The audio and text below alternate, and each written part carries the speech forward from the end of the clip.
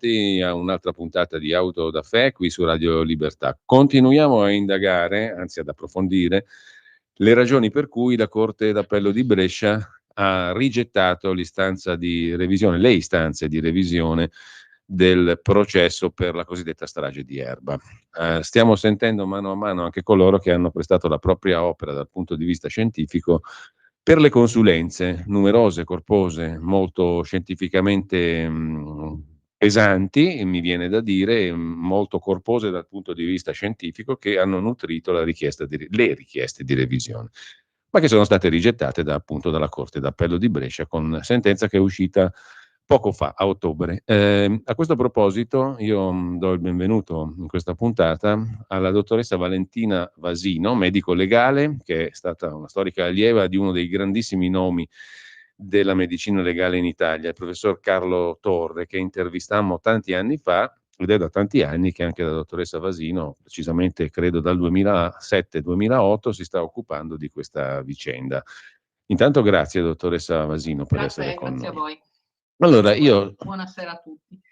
Intanto io le chiedo una cosa molto semplice, quella di spiegare anche a chi non è esperto di queste questioni, a chi ci sta ascoltando, a me in primis, qual era l'oggetto di questa sua ultima consulenza. Io dicevo prima, lei si è occupata di questa storia già dal 2008, no? Potrebbe raccontarci tantissime cose, perché nel 2008 e da lì in avanti i fatti che da ultimo sono stati riproposti per l'istanza di revisione non sono mai entrati in questo processo, veramente. Questa è una delle cose più incredibili per chi osserva la vicenda con occhio neutro. I fatti, oppure anche i documenti che voi avete analizzato, le prove, gli elementi di prova che voi avete fornito dal punto di vista medico, scientifico, tecnico, non sono mai entrate in effetti in un dibattimento, cioè in un esame vero e proprio. Lascio a lei però di inquadrare la questione sia in questi termini, sia dal punto di vista della richiesta che le era stata fatta per questa istanza di revisione. Allora, mi è stata fatta la richiesta per questa revisione di approfondire uno dei tantissimi e molteplici aspetti che a nostro giudizio, parlo come se fosse ancora qui, perché lo è sostanzialmente anche il professor Torre, sulle quali noi avevamo ritenuto che fossero assolutamente necessari approfondimenti. E sto parlando della morte e delle modalità con cui venne assassinata la signora Cherubini. Devo dire che un grandissimo punto interrogativo è proprio relativo alle modalità di morte della signora Cherubini ed è secondo me il punto centrale che consente di ricostruire il fatto. Allora, il punto su cui mi è stato richiesto fare un approfondimento era quello che secondo me ha costituito anche nel corso dell'udienza una obiettiva difficoltà di spiegazione, cioè com'è possibile che la signora Cherubini abbia potuto, e non lo dico io, non lo dice Torre, ma lo dicono ben quattro testimoni, tra i quali anche il signor Frigerio, abbia potuto chiedere aiuto nel momento in cui vi erano già i soccorritori. Cioè la signora Cherubini era sopravvissuta al momento in cui arrivano i soccorritori. E studiando le foto di sopralluogo e quegli scarni, scusate, ma è vero, scarni elementi ricavabili dalla consulenza del dottor Scola, era stato possibile verificare come... Dottor Scola è il medico era legale. Il consulente del pubblico ministero. Sì. E poi voglio fare un'altra osservazione in merito alle consulenze. Sì. Il consulente del pubblico ministero aveva rilevato, ma era evidente, per fortuna c'erano pochissime foto, ma c'erano foto piuttosto esplicative, che la signora Cherubini avesse avuto, come tutti gli altri, una importante lesione da scannamento. Ribadisco, come tutti gli altri soggetti massacrati, chiamiamoli così, massacrati, e questa lesione aveva penetrato in cavità orale e aveva tagliato in modo importante e non solo superficialmente la lingua. Dico così perché viene contestato anche il fatto che la lingua non fosse stata colpita in modo significativo. Ora, sul punto mi è stato chiesto se si potevano fare degli approfondimenti, e approfondimenti sono stati fatti, nel senso che attraverso così, studi di tipo otorino-laringoiatrico e anche e soprattutto di tipo foniatrico, è stato possibile dire che la parola che è stata distintamente sentita da tutti, da 4 testimoni, tra i quali anche il signor Frigerio, ovvero sia aiuto, è una parola che ripetuta più volte, tra più l'altro. volte, addirittura mi sembra Ballabio dica che l'ha sentita dire 2 volte aiuto.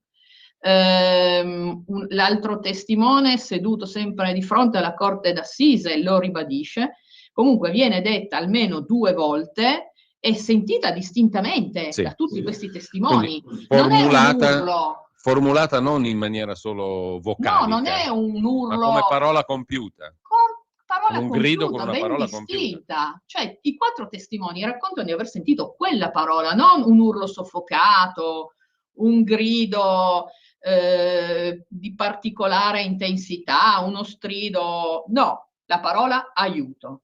Ora, se è vero che le vocali riusciamo a formularle senza un movimento particolare della lingua, la lettera T, provate tutti, la lettera T, sì, esatto, è palatale, per chi ha studiato il greco sciaguratamente come me, si ricorda che ci sono alcune lettere che appunto vengono formulate con un movimento particolare della lingua, ma è una cosa che facciamo tutti quotidianamente. Allora, il movimento della lingua era necessario per dire questa parola, ok?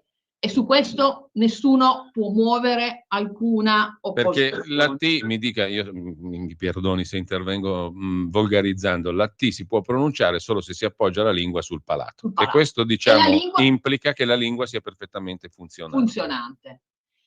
E non lesa in maniera gravissima come quella della signora Cherubini. Assolutamente. E questo è il primo punto. Ma il secondo punto, e poi ce n'è un terzo, il secondo punto è che noi sappiamo tutti come la lingua, quando ce la mordicchiamo, oltre ad essere particolarmente dolorosa perché è estremamente innervata, e non voglio addentrarmi nella discussione dell'omunculo che c'è a livello cerebrale, non voglio addentrarmi in questo. Comunque è uno degli organi in assoluto più innervati, ma anche più vascolarizzati.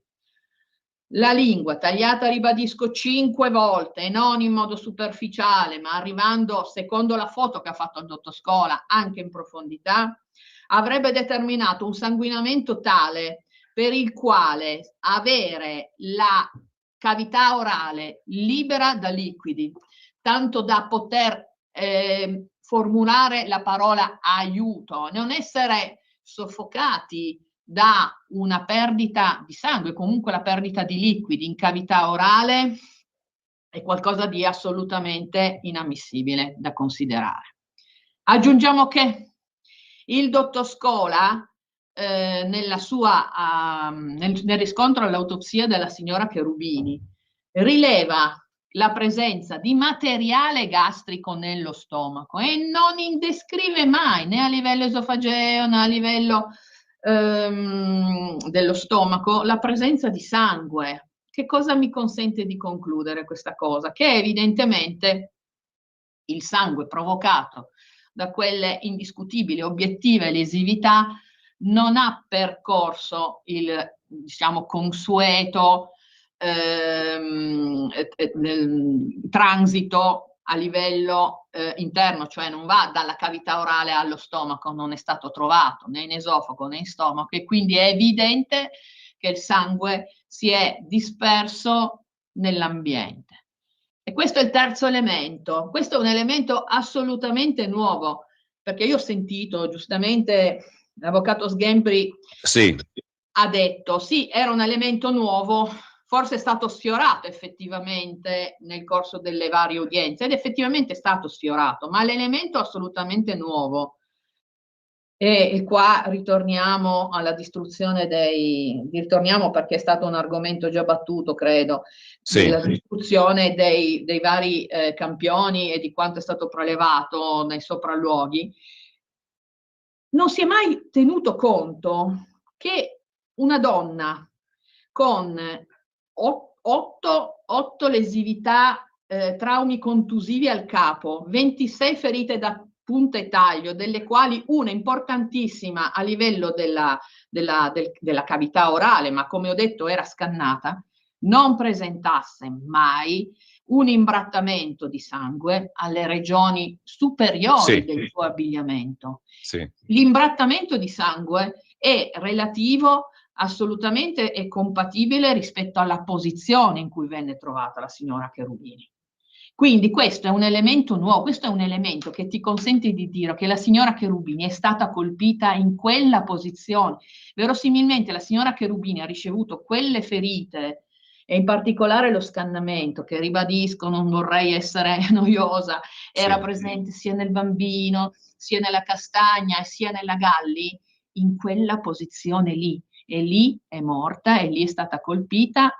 Cioè nella posizione accovacciata in cui è stata trovata. In quella posizione lì. In primo grado venne descritta come la posizione naturale in cui si pone una persona prima di morire, ovvero accovacciata su se stessa, come se in ginocchio, in ginocchio, con le mani, se non ricordo male, a protezione della nuca. Sugli avambracci, il capo appoggiato sull'avambraccio, descritta nella sentenza di primo grado come una donna che appunto muore nel tentativo probabilmente di aprire la finestra sotto la quale è stata trovata. Sì. Questo era il senso del mio scritto, che è stato facilmente liquidato perché è stata dedicata una pagina e mezza, forse neanche una pagina e mezza, un po' meno. Lei sta parlando della sentenza ultima, quella di Brescia. Sì, dell'ultima sentenza. E adesso ripercorreremo passo passo, non ci metteremo molto, ma ci sono tante cose da chiarire lì dentro, perché adesso io però vorrei tornare su quello che lei diceva prima a proposito delle consulenze, no? Sì. Lei ha citato il dottor Scola, che fu il consulente Sì. della procura. Possiamo, prima di entrare nel dettaglio di quest'ultima sentenza di Brescia, tornare su questo aspetto? Lei l'ha anticipato prima. Cosa ha da dire la dottoressa Vasini? Io ho sentito con assoluto interesse. Ecco, tenendo presente, aggiungo un elemento a beneficio di chi ci ascolta, che il dottor Scola ha recentemente parlato anche col giornalista Riccardo Bocca, che ha riportato parte delle sue osservazioni sul libro che ha fatto Riccardo Bocca. Non so se lei lo abbia visto, lo abbia letto, però insomma il dottor Scola ritornava sul fatto che la signora Cherubini era salita a casa sua e colpita lì. Diciamo, chiudo la parentesi. Però non volevo interrompere. Allora, intanto ricordo benissimo che il dottor Scola onestamente disse in udienza al primo grado che nel caso in cui si fosse potuto dimostrare che la signora Cherubini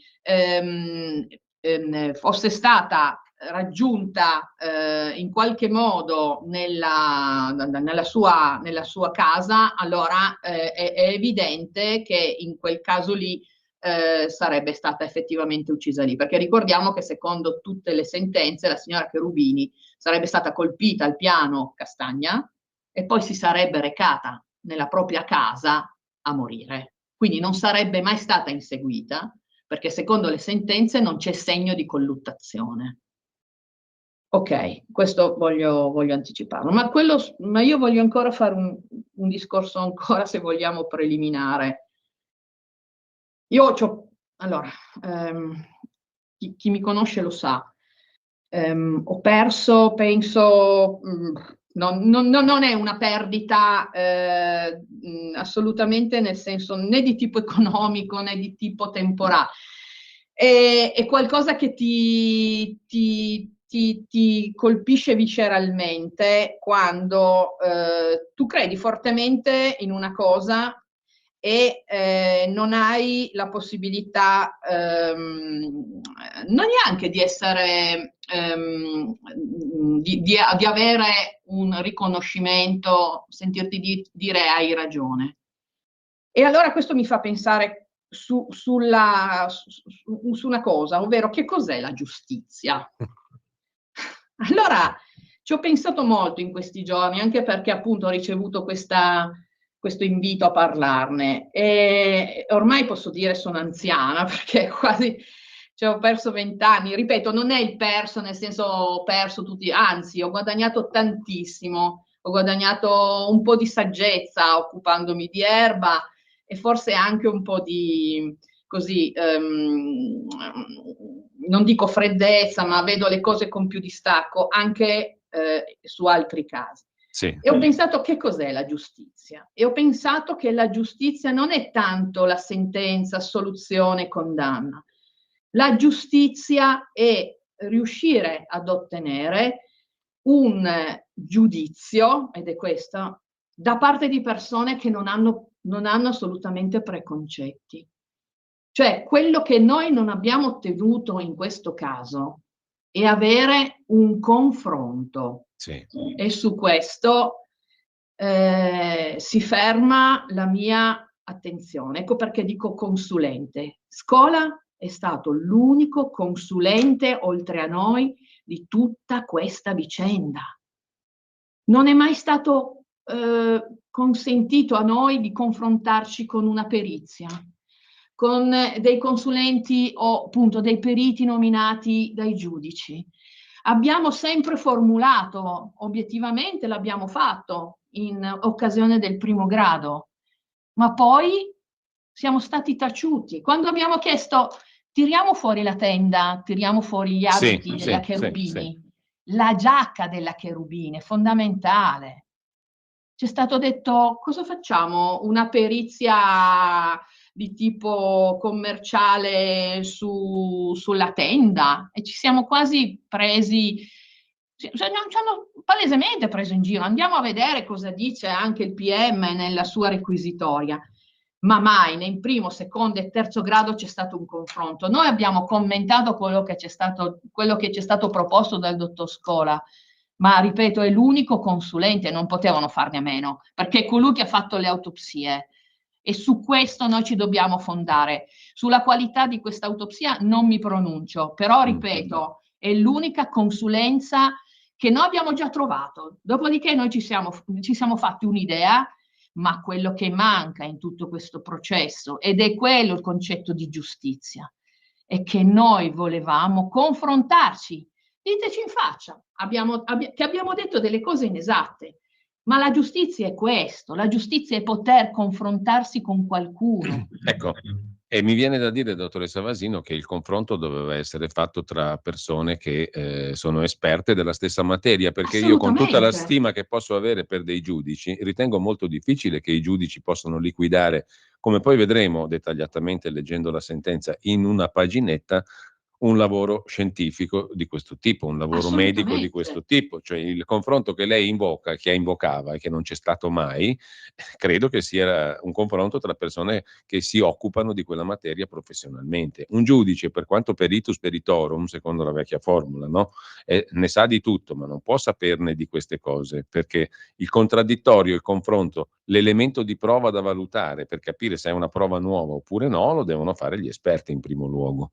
E questa cosa non c'è stata. Voi dite c'è una sola consulenza, quella del dottor Scola, ci sono le nostre, eccetera, ma non c'è mai stato un confronto. Allora mi scusi, che favoletta è quella del contraddittorio? Esatto. Se noi siamo in un regime, diciamo, processuale che dall'articolo 111, modificato a suo tempo in avanti, dall'89 mi viene da dire col processo accusatorio e poi con la modifica del giusto processo, vede la prova formarsi nel contraddittorio. Cosa che qui non è potuta accadere mai, e neanche in questa sede. Mai, né in appello, tantomeno ovviamente in Cassazione, ma quello che chiedeva la revisione, le varie richieste di revisioni, era esattamente questo. Ecco, lei diceva prima... Ed è questo il concetto di giustizia che in questo caso non si è mai realizzata, perché secondo me la giustizia è proprio quello che Io mi siedo di fronte a un giudice. Attenzione, devono essere liberi di pensiero, ovviamente, non ci deve essere un pregiudizio. Adesso sentiamoli e diamogli il contentino. Qualche volta capita, io non voglio giudicare nessuno, io voglio solo dire, per favore, ma perché non ci confrontiamo? O facciamo un confronto in contraddittorio tra opinioni assolutamente diverse, ma facciamolo, è questa la giustizia. È questa la giustizia. Ma questo poi consentirebbe al giudice di prendere una decisione il più possibile Assolutamente. informata e Certo. diciamo bilanciando tutte le fonti.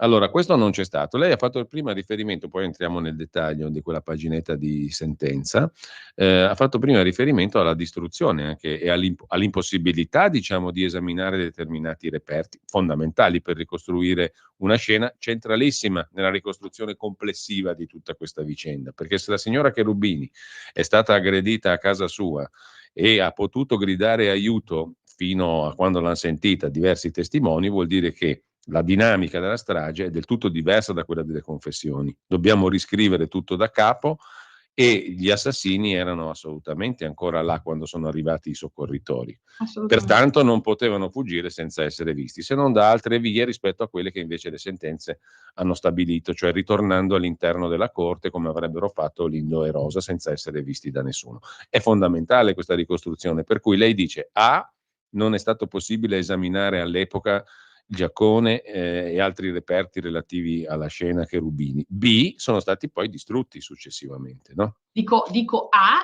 non è stato possibile confrontarci perché Certo. io e l'avvocato Bordò li abbiamo visti, io li ho fotografati, è lì che nasce poi gran parte del nostro lavoro. Mm. B, abbiamo chiesto, erano, lo dico sempre, erano nella stanza di fianco all'udienza in corte d'assise, era Sì, ufficio corpi di reato, bastava andarli a prendere. E C, poi sono stati distrutti. certo. Allora, veniamo a questa distrutti tra l'altro in una maniera che definire paradossale è poco. Inquietante anche. Diremmo inquietante, Inquietante. forse è la parola giusta, perché sono Sì. stati distrutti nel giorno stesso in cui si doveva pronunciare la Corte di Cassazione, dopo che si erano già pronunciate altre corti, per mantenerli, per tenerli quei reperti. Sono stati distrutti lo stesso e nessuno ha mai pagato per questo. Non si è mai No, capito il perché e no, il per come. no. Comunque, andiamo alla sentenza ultima della Corte d'Appello di Brescia. Io, dottoressa Vasino, gliela leggo e poi lei mi ferma quando ritiene opportuno commentarla. Mm? Perché i giudici di Brescia, nel rigettare il processo di revisione, si occupano, punto 3, pagina 60, della consulenza che lei ha fatto Sì, sull'impossibilità per Valeria Cherubini di gridare aiuto aiuto a causa della lesione della lingua. La prima frase è già, diciamo, liquidatoria. sì.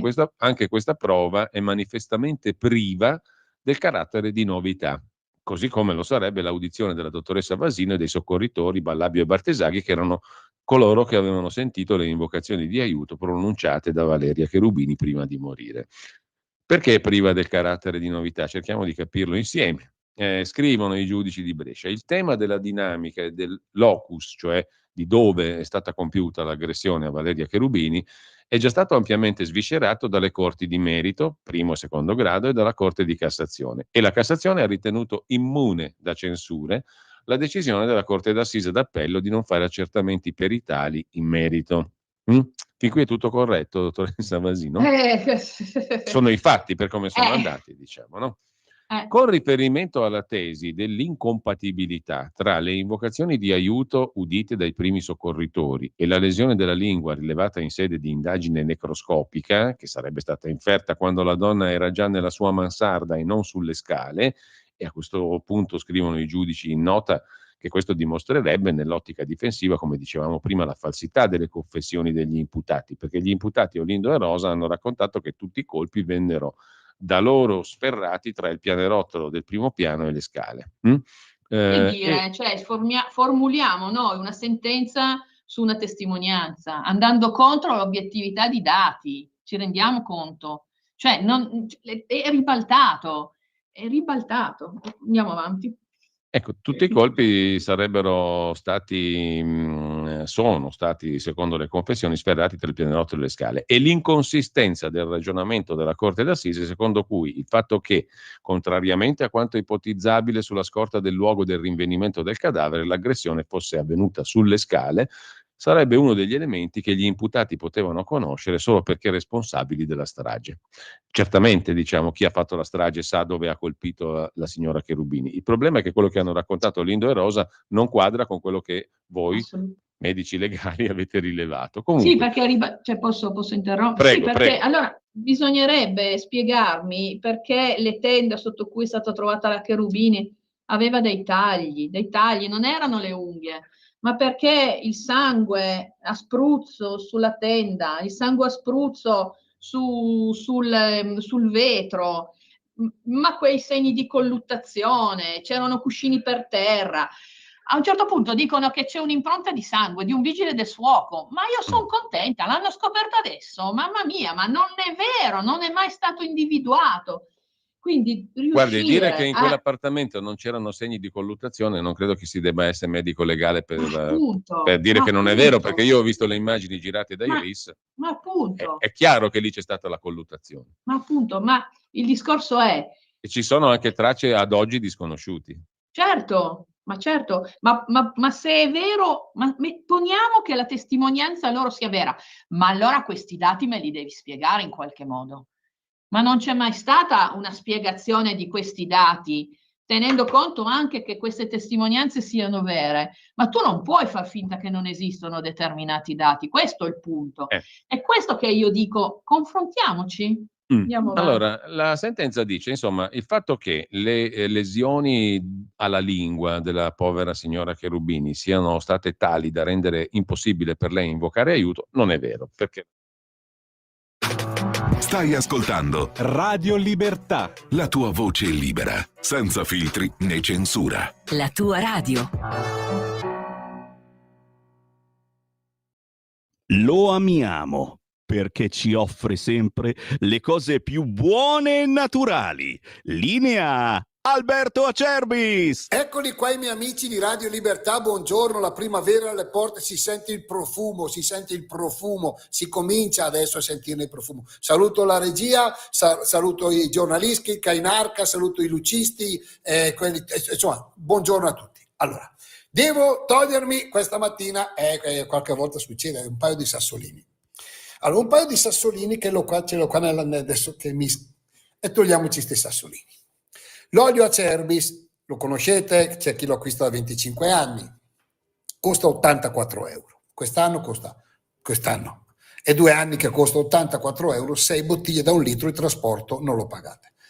Volete l'analisi chimica dell'olio? Ce le chiedete, ve le mandiamo. Le analisi chimico-fisiche, quelle vere, ve le mandiamo. Così le fate vedere all'esperto vicino di casa, c'è sempre un esperto che dice, ve ne mandiamo 84 euro, 6 bottiglie da 1 litro.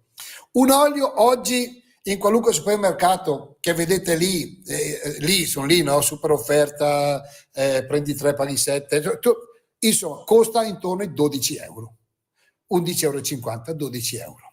Ma se facciamo anche 11 euro, il nostro costa 14 euro, 3 euro di differenza. Tra il nostro olio Acerbis, che conoscete, è un olio che va bene, 3 euro di differenza. Voi consumate di media, una famiglia consuma 6 bottiglie in 2 mesi di olio, 2 mesi. Quindi sono 18 euro 2 mesi. E voi, perché voi siete molto attenti, e qualcuno per 18 euro di olio extravergine di oliva, che è il principe indiscusso della tavola, che fa la differenza, che insomma è un prodotto importante, ancora più del vino per certi versi in tavola, per 18 euro? Io trovo ancora quelli che mi dicono però Acerbis, io l'ho trovato a meno al supermercato a 11, allora tutti questi anni non sono serviti a niente. Vuoi l'olio Acerbis? Ti fai un'esperienza, prendi uno spaghettino del 5, del 5 chiaramente italiano, lo fai un pochettino al dente, un giro di olio Acerbis, un po' di formaggio, annusa, mangia e fai una delizia. 84 euro, 6 bottiglie da 1 litro, il trasporto non lo pagate. Io non ne ho quasi più, prenotato l'imbottigliamento per aprile, 030 68 40 408 oppure olioacerbis.com, perché l'olio Bu, come diceva il mio nonno, serve sempre a regalo. Vi voglio bene, ciao. Stai ascoltando Radio Libertà, la tua voce libera, senza filtri né censure, la tua radio. Allora, la sentenza dice, insomma, il fatto che le lesioni alla lingua della povera signora Cherubini siano state tali da rendere impossibile per lei invocare aiuto, non è vero, perché la dottoressa Valentina Vasino è stata coautrice con il professor Torre della consulenza di parte già nel 2008 e questa è stata ampiamente esaminata, rigettata, eccetera. Quindi non è affatto vero, non c'è niente di nuovo perché la relazione del 2008 dedica svariate pagine al complesso di lesioni riscontrate sul cadavere di Valeria Cherubini e alla lesione della lingua. E l'odierna consulenza, cioè quella che lei ha fatto adesso, recentemente, scrivono i giudici di Brescia, non è altro che una riedizione ampliata delle osservazioni già formulate dalla dottoressa Vasino e dal professor Torre in primo grado, che non introduce alcun elemento di novità e si limita a proporre una rilettura dei medesimi fatti già acquisiti e valutati dalle corti di merito. Allora io qui le chiedo, sono stati effettivamente valutati dalle corti di merito questi fatti? Perché lei diceva prima, ma non c'è stato nessun confronto neanche all'epoca con dei periti diversi dal dottor Scola. Come sono stati valutati dalle corti di merito questi fatti? E poi mi perdoni, aggiungo una cosa, no? Aggiungo che secondo la giurisprudenza della stessa Corte di Cassazione, anche le cose, diciamo, non valutate appieno in tutti i loro aspetti nei precedenti gradi di giudizio costituiscono prova nuova. Certo, ma ribadisco. Ecco, ma come sono stati valutati dalle corti di merito questi elementi? Dicendo che non erano vere, non hanno mai approfondito il discorso. Appunto è quello che lei diceva e l'unico prima. Approfondimento, diciamo, sensato, obiettivo, chiamiamolo così, sarebbe stato quello di prelevare quella tenda, esaminare il fatto che si trattasse di un taglio, abbiamo trovato dei capelli recisi su quella tenda, ma la signora Cherubini, oltre ad avere le unghie da taglio, perché secondo la sentenza avrebbe strappato lei la tenda con le unghie, in quel momento si è strappata anche si è tagliata anche i capelli. Abbiamo trovato ciuffi di capelli, che è tipico in un'aggressione con arma da taglio trovare per un soggetto che viene a questo punto, diciamo, limitato nei suoi movimenti, aggredito in quell'area di fronte a questa porta vetro, viene colpita, come dico, è stata colpita lì perché lei da lì non si muove più, gli indumenti non riportano sangue a livello del colletto, a livello della parte superiore della spalla, come mi sarei immaginata se una donna viene colpita alla parte superiore del corpo, quindi al capo, al collo, e cammina perdendo molto sangue e quindi perde sangue e imbratta i suoi indumenti. No, gli indumenti della signora Cherubini erano imbrattati compatibilmente alla posizione in cui lei si è trovata, mai al colletto, mai alle spalle, ma solo nelle parti a contatto con il sangue che poi a questo punto ha versato. Due cose, dottoressa Vasino. Prima, una persona con quelle lesioni, se le avesse ricevute al piano di sotto, avrebbe potuto fare le scale e salire, punto primo. Guarda. Secondo, lei ci sta dicendo un'altra cosa. In quelle condizioni, se avesse anche preso i colpi all'impiedi o sulle scale, si sarebbe intrisa di sangue, esatto. Cosa che non è accaduta. No, perché la maglietta, ma la si vede dalle immagini, non era neanche necessario vederla come le ho viste io all'ufficio corpi di reato, non era imbrattata e su questo nessuno ha mai fatto una minima... Allora io come faccio se vengo colpito mentre fuggo sulle scale in quel modo atroce con, mi sembra, 43 coltellate, 8 colpi in testa, tali da sfondare la teca cranica, far fuoriuscire il materiale cerebrale? Il professor Priori ci dirà anche che c'è stata una neurolesione fondamentale per cui la signora Cherubini non poteva muoversi più assolutamente, però mettiamo pure che la signora Cherubini in quelle atroci condizioni riesca a fare le scale. Colpita così si sarebbe dovuta imbrattare di sangue da capo a piedi sostanzialmente. Ma sicuro, ma certo. Ma sicuro, assolutamente. E allora, se non E è non accaduto, lasciare, vuol dire che è stata. guardi, Lei sta dicendo questo, no, mi perdoni, poi le lascio subito la parola, ma Mhm. lei sta dicendo questo. Se non è accaduto questo, vuol dire che il sangue lei l'ha perso tutto di sopra, in quella posizione già inginocchiata. Non c'è Assolutamente altro sì. modo, perché Non altrimenti c'è altro avrebbe modo. asperso tutta la maglietta, i pantaloni, fino ai piedi.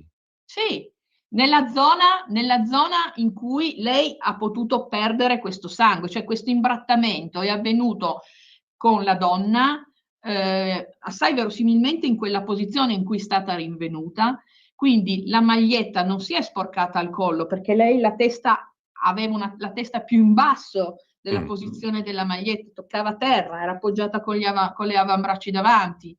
E poi vogliamo dimenticarci un dato importantissimo.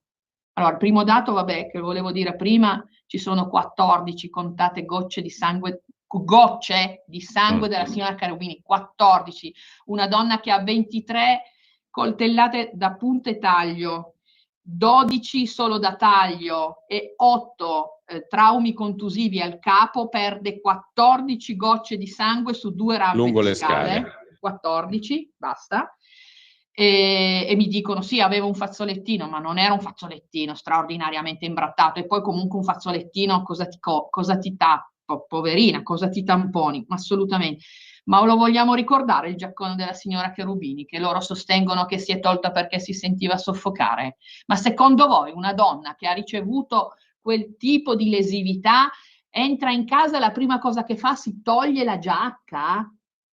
Attenzione, quella giacca non era indossata dalla signora Cherubini perché non aveva un taglio, e la signora Cherubini aveva almeno 7 ferite al tronco dietro. Non è mai strapassato quel giaccone. Ma sono cose importantissime. Ma allora, vogliamo spiegare perché il giaccone della signora Cherubini, che sicuramente indossava uscendo a portare il cagnolino e che sicuramente indossava lungo le scale, perché l'abbiamo trovato sopra ai suoi piedi, non è stato tagliato da nessuna coltellata. È o non è un elemento nuovo? Verosimilmente per loro no, ma è fondamentale. E tanto anche lui è distrutto, non Certo. facciamoci delle illusioni. Ma è importantissimo. Ma la signora Cherubini aveva delle ferite al tronco profonde, che se uno le avesse ricevute con un giaccone, questo giaccone era crivellato di colpi, questo giaccone era ai piedi della signora Cherubini, perché verosimilmente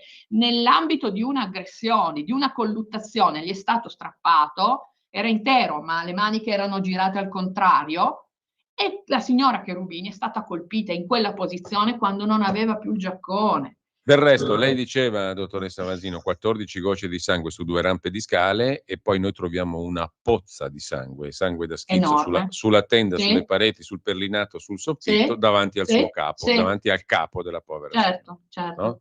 Questo dovrebbe essere una scena del crimine molto chiara. Ma certo, e questo è fondamentale per spiegare anche la causa di morte, perché certo non è stato quantificata la perdita di sangue, ma stiamo parlando di un paio di litri certamente, perché poi qualcuno mi fa morire la signora Cherubini di intossicazione da monossido. Ora, la signora Cherubini aveva sul 30% di intossicazione, certamente è stata esposta, e questo dimostra che lei, quando è salita su, ovviamente era ancora in vita, però la perdita di tutta quella quota di sangue ha certamente contribuito. Non possiamo far morire la signora Cherubini di un'intossicazione acuta da monossido, ma porca miseria, è stata accoltellata 26 volte con ferite da punta e taglio, alcune delle quali profonde come quella alla lingua. E qui veniamo all'altro aspetto che la sentenza poi affronta, no? Che abbiamo parzialmente introdotto prima, dottoressa Vasino. Allora, secondo le difese, recita la sentenza di Brescia, la consulenza introdurrebbe come dato di novità osservazioni di carattere otorino-laringoiatrico e foniatrico sul fatto che la pronuncia della lettera T della parola aiuto avrebbe richiesto una perfetta funzionalità della lingua, e l'emissione dei suoni avrebbe comportato un'aspirazione d'aria che non avrebbe potuto che provocare anche un'aspirazione di sangue. I temi della profondità, della ferita da taglio alla lingua, della capacità di invocare aiuto da parte di Valeria Cherubini con la lingua lesionata e dell'ingestione di sangue tuttavia sono già stati oggetto dell'esame in contraddittorio del dottor Scola, del professor Torre e, seppur in maniera meno approfondita, essendo stata esaminata dopo Torre, della dottoressa Vasino, e di disamina nelle sostanze di merito, che hanno ritenuto motivatamente il taglio in questione, per posizione e profondità, non incompatibile con la possibilità di muovere la lingua ed emettere suoni. Commento suo, dottoressa Vasino. Insomma, i giudici dicono: abbiamo già affrontato tutto in passato e il taglio in questione della lingua della povera signora Cherubini poteva benissimo consentirle di muovere la lingua ed emettere suoni. L'ho detto prima. Allora, se possiamo agli estremi ammettere che lei potesse muovere questa lingua e appoggiarla per dire ti, aiuto, come possiamo immaginare che tutto quel sangue che esce da quella lingua non abbia avuto una modifica nella fonazione, che non fosse una parola bofonchiata, un urlo più che una parola distintamente ascoltata, ma poi soprattutto, ma non troviamo sangue nelle vie aeree, non troviamo sangue nello stomaco. Ciò vuol dire che il sangue che sicuramente è uscito da quella lingua è sangue che ha avuto modo di uscire al di fuori della cavità orale, ed è parte di quel sangue che è stato trovato fuori, cioè la signora non ha più respirato, Sì. non ha più ingoiato, perché avrebbe ingoiato sangue, l'avremmo trovato, avrebbe aspirato sangue, l'avremmo trovato, e Scola non lo descrive, non lo descrive. Quindi quella è, ed è questo il senso, ragazzi, non è che io mi metto lì a spiegare, aiuto, fa la lingua, mi dicono anche che la lingua si muove e riesce a parlare anche il soggetto operato di un carcinoma alla lingua. Va benissimo, non voglio generalizzare. Il discorso è che la signora Cherubini è stata colpita lì, perché ci sarebbe dovuto essere sangue sia nelle vie aeree sia nello stomaco o in esofago. È una cosa che troviamo in tutti i soggetti che vengono, diciamo, uccisi, colpiti da armi da taglio a livello della cavità orale, del collo in generale. Ecco, la sentenza cita anche ciò che disse il dottor Scola in un'udienza, quella del 4 febbraio 2008. Erano ferite sul margine laterale della lingua e il corpo linguale era integro. È brutto, ma invito comunque ad andarlo a vedere questa... Non era per niente, cioè allora vede il discorso qual è? È che viviamo allora a questo punto di pure opinioni. Vorrei un giudizio da parte di un terzo che vedesse, anche perché ormai non possiamo che vedere le immagini, e mi dicesse se effettivamente il corpo linguale non era intaccato. Non so cosa dire, non so cosa dire. Tra l'altro, appunto, non era un taglio, erano 5 tagli, ok? E questo fa pensare ad un'azione reiterata. Una volta raggiunta la cavità orale, il coltello si è mosso diverse volte, quindi non è che mi mordicchi una volta la lingua e mi faccio molto male, magari esce anche un po' sangue, e quello sì che è superficiale. È una lama che penetra in cavità orale e si muove 5 volte con l'intenzione di uccidere.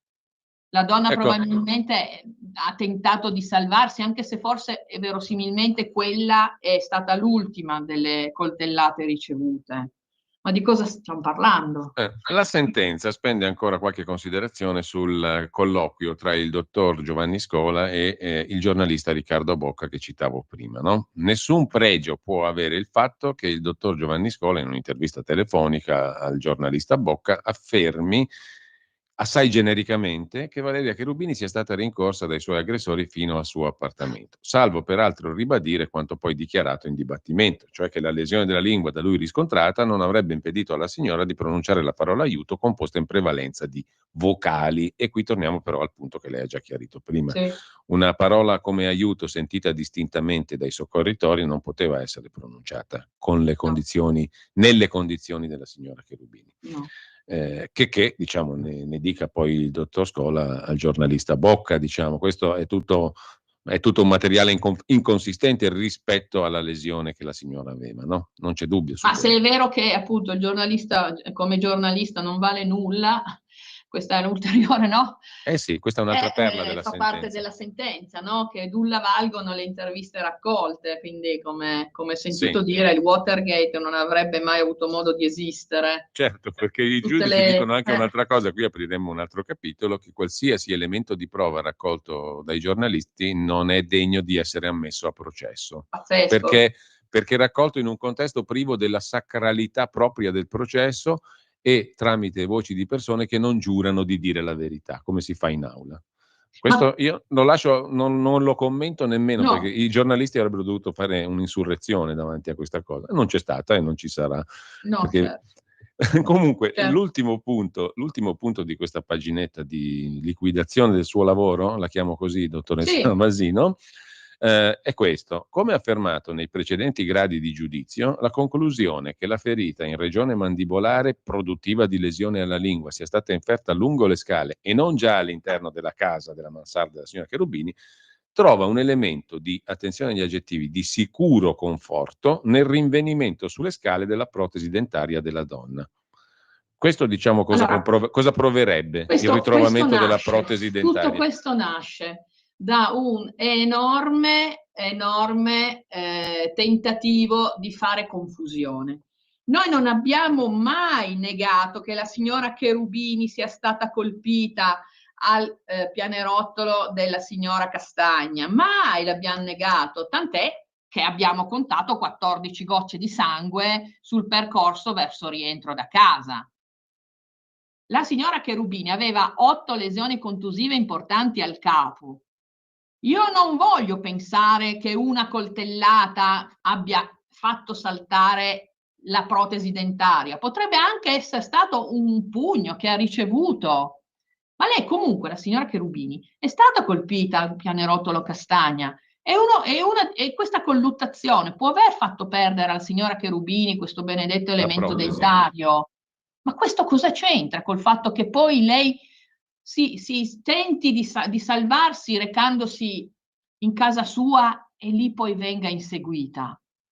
Mi Questo scusi, cosa dottoressa, c'entra? se io vengo ritrovato in quelle condizioni che abbiamo descritto, se ci Sì, sono solo 14 gocce di sangue lungo il tragitto che io ho fatto per andare a casa mia e se trovo una macchia, una pozza di sangue enorme e sangue dappertutto in casa mia, semplifico, ma è così, chi avesse visto le immagini dei RIS, non le immagini di una fiction televisiva, ecco, chi avesse visto questo capisce chiaramente che l'aggressione può essere iniziata di sotto. Io posso anche aver esatto. perso la protesi, sono Certo, sicuramente scappato verso casa mia e sono stato ammazzato e finito lì.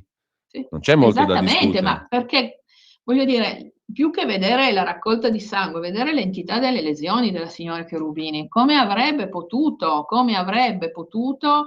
camminare, portarsi su. Ecco, mi scusi, dottore, perché poi noi ci sfuggono proprio le cose fondamentali, ma con 43 colpi, Sì, ferite sì, gravissime, profonde, con la lingua, 26, se non ricordo 20, male, voi avevate scritto la lingua tagliata alla radice, la glottide sì, tagliata alla radice, sì, quindi, faccio un allora, segno con la mm, mano, scannamento, eh, con precisione parachirurgica, diciamo, parachirurgica, penetra al di sotto della mandibola ed entra nella cavità orale.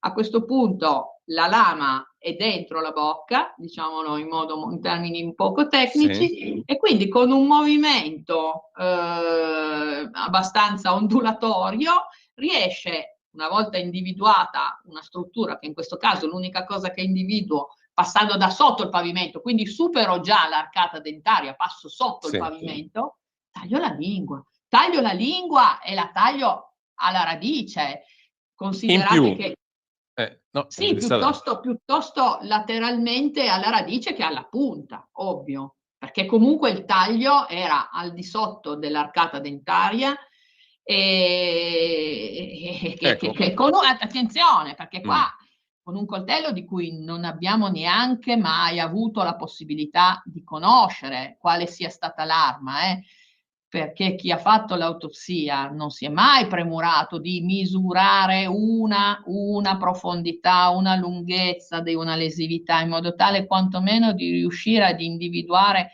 una possibile lunghezza della lama. Certo è che una lama penetra in cavità orale, quindi entra dal pavimento della bocca e taglia la lingua, quindi doveva essere una lama di una certa lunghezza. Già, anche questo non è un dettaglio. Non è un dettaglio, assolutamente non è un dettaglio. Una donna colpita in quel modo, con quella di 40 e passa ferite, di cui una ha la lingua in questo modo che lei ha appena descritto, con 8 colpi in testa, che le fanno fuoriuscire il materiale cerebrale, sicuramente ha una commozione cerebrale tale che la annichilisce. Sì. Mi spiega, dottoressa, lei come fa a fare 2 rampe di scale, a perdere pochissimo sangue, a non ingerirne mentre cammina? Esatto, mentre cammina, non ingerirne mentre cammina e respira. A salire di sopra e a presentare poi una scena come quella che è stata filmata da Iris, cioè con una pozza di sangue enorme davanti e sangue dappertutto, sulla parete, sulla perlina, sul soffitto, sulla tenda davanti. Com'è possibile? Come si può razionalmente accettare una scena di questo tipo? Non è possibile, è per quello che io dico che il perno di tutta la vicenda è la signora Cherubini.